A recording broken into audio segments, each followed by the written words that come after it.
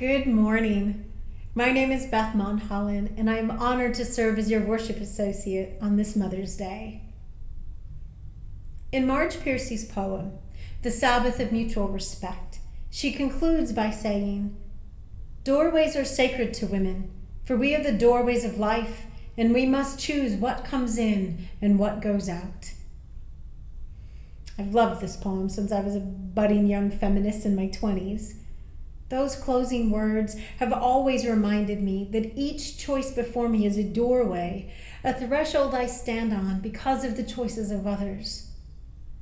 Today, Mother's Day, is a good day for all of us to be reminded of the doorways of life.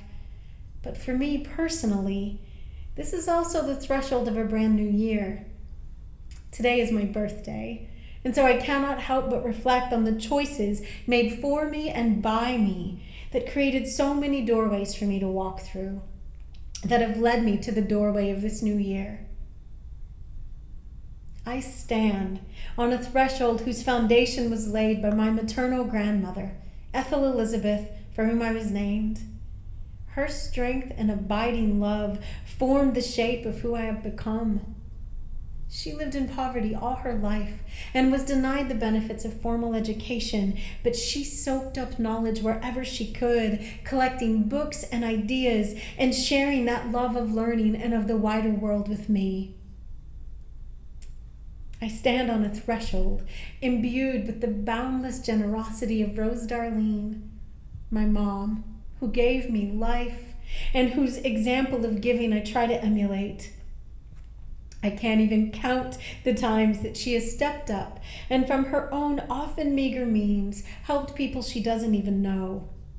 Once, she single-handedly furnished the kitchen and living room of the first apartment for the son of a friend, helping that young man to get a start on his life. I stand on a threshold permeated with the music and determination of Minnie Louise, my aunt whose birthday I share.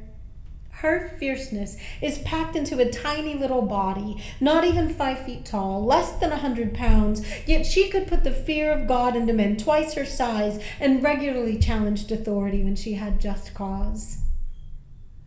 I'm grateful for my little sisters, April and Sunshine, yes, their real names, who ushered me through doorways of unconditional love from the moment I met them. Being a big sister to them has been one of my life's greatest blessings. And watching them become the amazing women they are, despite facing hardships I've never had to face, teaches me daily that we can choose differently. We can remake our lives. Plus, they gifted me with nieces and nephews who live in my heart as closely as they do. I'm grateful for Dan, my partner in life, who has walked with me now for over half of it, who has encouraged me over and over to take risks I never thought I could take, who has helped me to move over thresholds I thought I couldn't cross, and who has believed in me when I didn't always believe in myself.